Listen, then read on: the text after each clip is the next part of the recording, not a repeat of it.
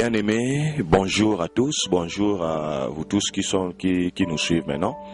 Nous allons partager sur un thème aujourd'hui, un thème très important, un thème très profond, très important. Et je crois que le Seigneur va nous aider pour que nous puissions bien comprendre ce thème et que nous puissions nous appliquer pour ce qui nous concerne par rapport à ce que le Seigneur nous parlera. J'aimerais t'inviter à prier avec moi avant de commencer notre message. Éternel notre Père, nous te disons merci pour ces moments. Seigneur, nous voulons que tu bénisses ces moments, ô Dieu des armées, que tu sois au centre, Seigneur, entre ceux qui sont en train de me suivre, que le Saint-Esprit tu sois au milieu, agis, glorifie ton nom, fais tout pour la gloire de Jésus. Au nom puissant de Jésus, nous t'avons ainsi prié. Amen. Nous allons parler sur la loi de la réclamation. Réclamation, loi de la réclamation. En matière introductive, j'aimerais dire ceci. La réclamation est la méthode la plus excellente que le diable utilise pour détruire des vies. Bien aimé, le diable est pour détruire des vies. Je dirais même pour détruire des générations. Le diable utilise ce qu'on appelle la réclamation. Par la réclamation, le diable peut, au travers d'une seule personne, atteindre toute une génération. Par la réclamation, le diable peut, à partir d'une seule personne, toucher des générations futures. Des personnes qui ne sont pas encore nées, le diable peut déjà les toucher. À cause de la réclamation, il part d'une seule personne et puis il peut toucher des milliers et des milliers de générations. Nous voyons lorsque on a en main une graine par exemple, une graine de la mangue plutôt, par exemple, lorsque quelqu'un regarde cette graine-là, une personne dira peut-être que non, je suis en train de voir une graine. L'autre dira, je vois un arbre. L'autre dira, je vois des fruits. Mais derrière cette graine-là se cache une forêt. Donc ça veut dire que le diable, partant de la réclamation qu'il peut faire sur une personne, il peut toucher des générations et détruire des milliers de vies. Nous allons voir comment est-ce que le diable accomplit son plan. Et d'ailleurs, en passant, je dirais que le diable a réclamé beaucoup de personnes dans la Bible. Lorsque nous lisons dans Jude chapitre 1er, le verset 9, nous voyons comment est-ce que le diable a réclamé le corps de Moïse. La Bible me dit, Michael s'est battu avec Satan, parce que Satan réclamait le corps de Moïse. Nous allons voir par la suite de ces messages de quel droit le diable devrait s'élever pour réclamer le corps de Moïse, alors que Moïse était serviteur de Dieu. Un grand homme, un serviteur de Dieu, l'homme que le Seigneur a utilisé puissamment. Mais le diable s'est réclamé le droit d'avoir son corps avec lui. Le diable a réclamé Pierre. Lorsque nous lisons dans Luc chapitre 22, 31 au verset 32, nous voyons comment le diable a réclamé Pierre. Jésus qui dit à Pierre, Pierre, j'ai prié pour toi, car Satan t'a réclamé pour te gribler comme les froment. Bien aimé, nous allons voir comment est-ce que le diable s'est permis de réclamer cet homme Pierre. Et là, parlant de la réclamation, nous allons voir la réclamation sur le plan général, sur le plan universel. Donc, et nous allons aussi voir la réclamation sur le plan familial. Sur le plan familial, là, d'ailleurs, sur ces points-là, je prierai à toutes ces personnes qui sont en train de me suivre, de bien suivre ces points-là, parce que beaucoup de familles africaines, nous sommes victimes de réclamations familiaux. Donc, ça veut dire, à cause d'une personne, on réclame toute une famille, on réclame toute une descendance, on réclame toute une génération. Et nous allons voir comment est-ce que le diable peut réclamer toute une famille. Nous allons voir aussi des réclamations personnelles. Comment le diable peut-il réclamer une seule personne? Et nous allons voir ce qui se passe lorsque quelqu'un est réclamé, ce qui peut arriver à une personne qui est réclamée, comment une personne peut-elle sortir de la réclamation, comment briser cette loi de réclamation et comment mener une vie heureuse face à la réclamation. Je m'en vais directement parler sur les principes de base de la réclamation. Là, je suis en train de poser les fondements. Nous allons lire dans Genèse chapitre 2, versets 16 à 17. Genèse chapitre 2, versets 16 à 17. Je lis au nom de Jésus, tu peux lire avec moi. La Bible me dit ceci. L'Éternel Dieu donna cet ordre à l'homme. Tu pourras manger de tous les arbres du jardin, mais tu ne mangeras pas de l'arbre de la connaissance du bien et du mal, car les jours où tu en mangeras, tu mourras. Ici, nous voyons le Seigneur en train de donner un ordre à l'homme. En d'autres termes, le Seigneur est en train d'établir, comme je peux dire, une sorte de loi qui va régir la vie de l'homme dans les jardins d'Éden. Il dit quoi? Tu mangeras de tous les arbres, mais quant à cet arbre du milieu, tu n'en mangeras pas. Et puis le Seigneur donne la conséquence qui va s'en suivre lorsque l'homme touchera cet arbre. Il dit, les jours où tu en mangeras, tu mourras. J'aimerais que tu te souviennes à la base, alors que le Seigneur était en train de dire ça à l'homme, Satan était déjà dans les jardins d'Éden. Alors, Satan était jaloux de l'homme. Il était jaloux de l'homme, pourquoi? Parce que dans Genèse, toujours le chapitre 1er, le verset 28, regarde ce que verset 27 au verset 28, regarde ce que le Seigneur dit. Le Seigneur dit ceci: Dieu créa l'homme à son image, il le créa à l'image de Dieu, il le créa l'homme et la femme.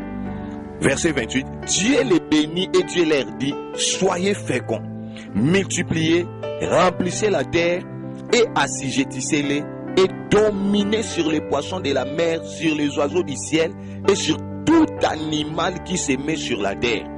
En d'autres termes, le diable était jaloux de l'homme. Pourquoi? Parce que l'homme était un Dieu en Éden. Le Seigneur avait conféré à l'homme le pouvoir de dominer sur toute la création et de l'assujettir. L'homme était devenu un Dieu. Il était le maître de tout. L'homme pouvait déterminer l'avenir et le devenir de tout ce que le Seigneur lui avait donné, car Dieu avait légué le pouvoir, l'autorité sur toute la terre à l'homme. C'est pourquoi la Bible nous dit, dans Psaume là nous dit, ne savez-vous pas que vous êtes des dieux? En d'autres termes, l'homme, à l'idée originale, il était un Dieu. Adam était un Dieu vivant sur terre en Éden. Alors, tellement qu'il était Dieu, ça veut dire qu'il était supérieur au diable, Satan. Satan, lui, qui dans le ciel avait combattu le Seigneur pour qu'il puisse avoir ses statuts, pour qu'il puisse devenir un Dieu. Maintenant, sur la terre, il voit un homme qui a ce que lui avait recherché dans le ciel, ce qu'il n'avait pas eu. Satan directement se développe et se met dans l'assiette de la jalousie. Il se dit, je dois à tout prix arracher ce qui est à l'homme. Mais pour arracher ce qui est à l'homme, c'était difficile, c'était impossible. Comment toi tu peux prendre ça du main de l'homme alors que Dieu est là, alors que cet homme-là est déjà supérieur, il est déjà supérieur en puissance, en pouvoir, en autorité sur toi? C'était impossible. Il voulait réclamer l'homme, il voulait que l'homme devienne débiteur de lui, se sente débiteur de lui pour qu'il puisse réclamer quelque chose auprès de l'homme afin qu'il puisse avoir ce que Dieu avait donné à l'homme. C'est pourquoi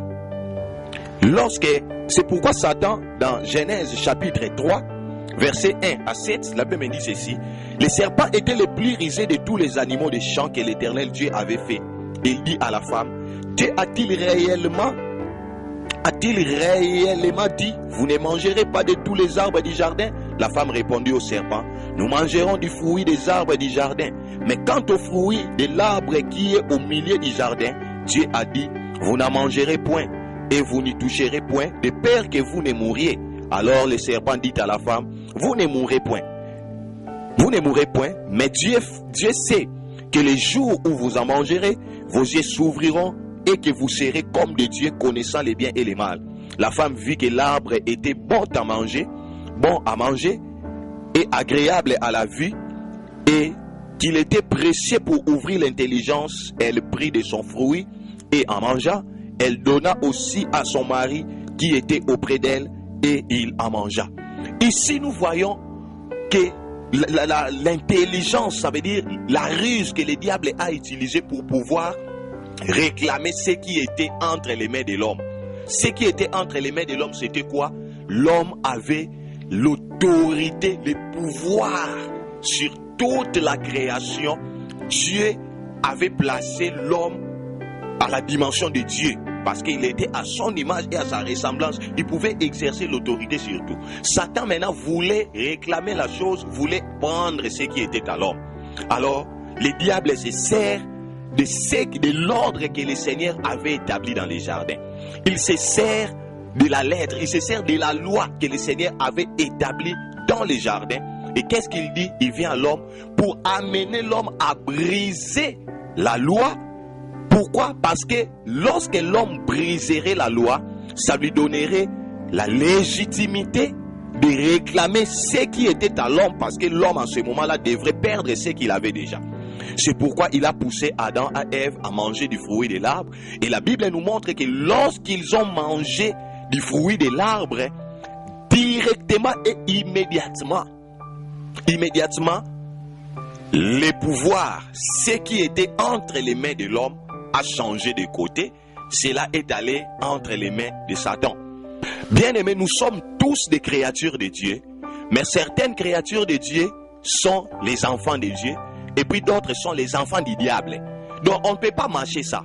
Ça veut dire quoi? Ça veut dire que en Éden, depuis le jour où Satan a réclamé à l'homme le droit de lui appartenir, depuis ce jour-là, Adam et Ève sont devenus des créatures de Dieu, mais les enfants du diable. Ça peut choquer quelqu'un, mais c'est la vérité. Ça veut dire que Adam est passé du statut d'enfant de Dieu au statut d'enfant de Satan. C'est pourquoi Jésus nous dit qu'il nous a libérés du royaume des ténèbres au royaume de la lumière. Donc, Adam est passé du royaume de la lumière au royaume des ténèbres. Du royaume de la lumière au royaume des ténèbres. Il est devenu enfant de Satan. Ainsi, Satan avait les droits de propriété sur lui. Satan avait les droits de propriété sur lui. Il y a des personnes aujourd'hui, les sorciers de famille peuvent te bouffer à n'importe quel moment. Moi, j'ai connu une maman qui me disait, en tout cas, moi, j'ai peur de mes tantes, parce que je sais que ils ont les pouvoirs, mais s'ils disent qu'ils peuvent me manger aujourd'hui, ils peuvent même me manger. S'ils disent qu'ils vont me tuer aujourd'hui, ils vont me tuer parce qu'ils ont ces pouvoirs. Mais moi, je me posais la question, comment cette maman peut dire des choses comme ça? Comment peut-elle dire des choses pareilles? Comment, sur quel droit ces tantes-là ont le pouvoir de déterminer sa mort ou de déterminer sa vie? Pourquoi? Tout simplement, aujourd'hui, je comprends. Parce que il y a eu quelque chose qui donne à ces personnes les droits de propriété sur cette maman. C'est pourquoi elle-même confessait, disant que Bakoki Olianga à n'importe quel moment. Bien aimé, aujourd'hui nous connaissons des morts brisques dans des familles. Il y a des familles où chaque année on sait déjà qu'il y a quelqu'un qui va mourir. Il y a des familles où chaque année on sait déjà que nous mourrons tous de telle maladie ou de telle maladie. Telle situation ou tel événement doit nous arriver. Bien aimé, cela est simple à expliquer. Ça veut dire vous êtes réclamé quelque part. Le diable se réclame des droits de propriété sur ta vie. Le diable réclamait à Adam, il voulait que Adam devienne son sujet, son esclave. Et parlant de l'esclave, la Bible, lorsqu'il parle de l'esclave, il veut faire allusion à quelqu'un qui n'a plus le pouvoir de soi. Un esclave est quelqu'un qui ne détient aucun pouvoir sur sa vie. Donc ça veut dire que le maître à qui il appartient décide de sa mort et décide de sa vie. Tout ce qu'un esclave possède, c'est pour son maître. Même sa femme, même ses enfants ne sont pas ses enfants.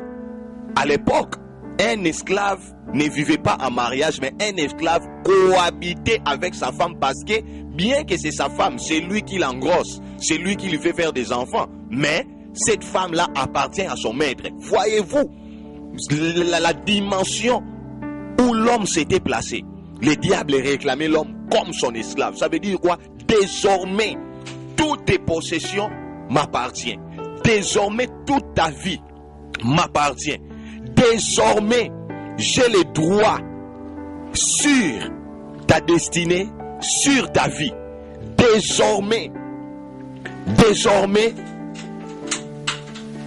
j'ai le droit de la direction de ta vie et de ta destinée. Désormais, c'est Satan qui pouvait déterminer le sort de l'homme. Désormais, c'est Satan qui avait le pouvoir sur toute la créature. Et désormais, Satan pouvait faire de toute la création ce qu'il voulait. Voilà, et il pouvait le donner à qui il veut. Voilà pourquoi il proposait même à Jésus de lui donner toute la terre et sa gloire. Pourquoi? Parce qu'il l'avait prise de la main de l'homme. Bien-aimé, nous comprenons ici que le diable est un réclameur. Nous comprenons ici, pour que le diable puisse te réclamer, il doit y avoir quelque chose qui doit lui donner accès. Il doit y avoir quelque chose qui lui confère les droits. Bien-aimé, j'aimerais te parler, toi qui es en train de me suivre maintenant. Y a-t-il quelque chose que le diable réclame dans ta vie? N'es-tu pas en train de vivre une réclamation dans ta vie? La réclamation universelle que nous vivons nous tous en notre qualité de créatures de Dieu, c'est que le diable nous réclame dès notre naissance parce que nous naissons enfants de Satan. Jean chapitre 1er, verset 12. Mais à tous ceux qui l'ont reçu, à ceux qui croient en son nom, elle a donné le pouvoir de devenir enfants de Dieu. On dit quoi? Elle a donné le pouvoir de faire quoi? De devenir. Donc ça veut dire quoi ici? Il y a quelque chose qu'on doit comprendre. Nous ne naissons pas enfants de Dieu, mais nous devenons enfants de Dieu. On devient enfant de Dieu, mais on ne naît pas enfant de Dieu. Ça veut dire que nous naissons créatures de Dieu, mais enfants de Satan, à cause de ce qu'avaient fait Adam et Ève. Il est écrit dans Romains 5, le verset 12. Romains 5, le verset 12. La Bible nous dit ceci. C'est pourquoi, comme par un seul homme, le péché est entré dans le monde, et par le péché la mort, et qu'ainsi la mort s'est étendue sur tous les hommes parce que tous ont péché. Voyez-vous que à cause de ce que Adam et Ève ont fait en Éden, ça veut dire que le diable s'est donné le droit de réclamer même nous qui naissons aujourd'hui. Il est en train de réclamer toute personne qui est née d'une femme. Le diable les réclame. Donc, ça veut dire que nous naissons enfants de Satan. Mais on doit faire quelque chose pour devenir enfants de Dieu. C'est pourquoi Jésus nous parle, l'apôtre Paul nous parle. L'apôtre Paul nous dit que nous devons glorifier Jésus qui nous a fait passer du royaume des ténèbres au royaume de la lumière. Nous sommes passés de la mort à la vie. Bien-aimé, aujourd'hui j'aimerais te dire que tous les humains souffrent d'une réclamation universelle. La réclamation universelle, c'est quoi?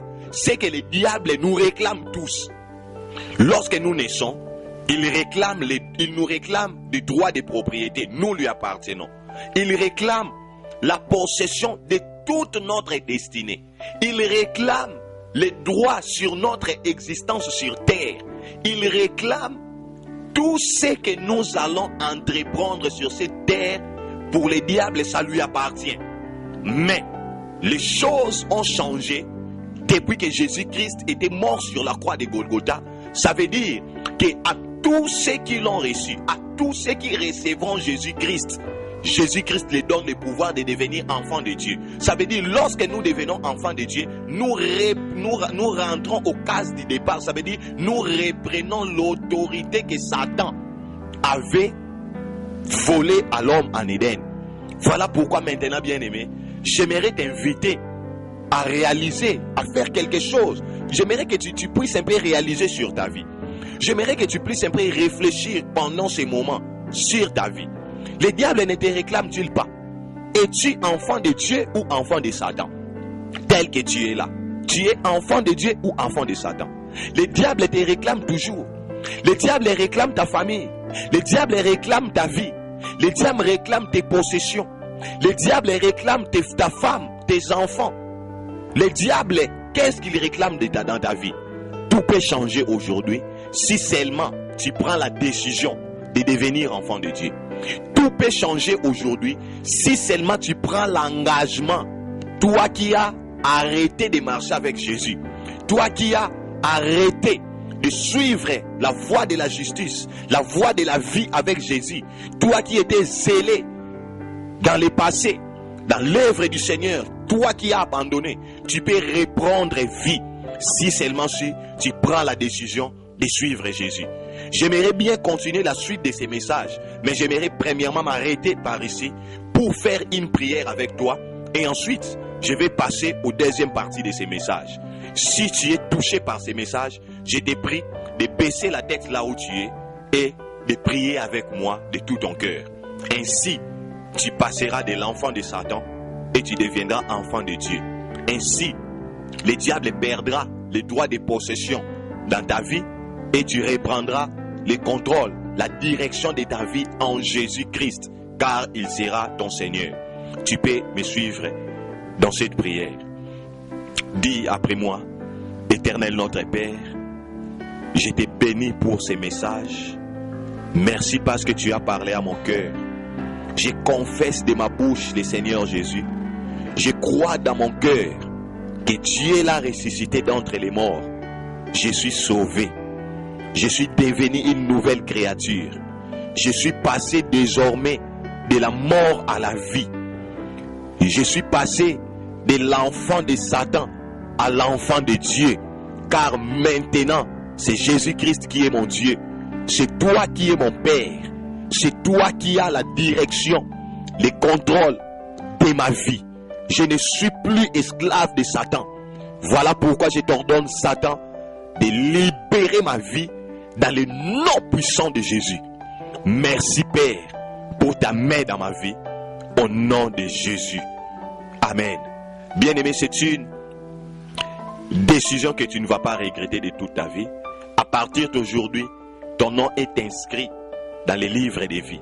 Si tu mourais maintenant, tu vas directement au paradis avec Jésus-Christ.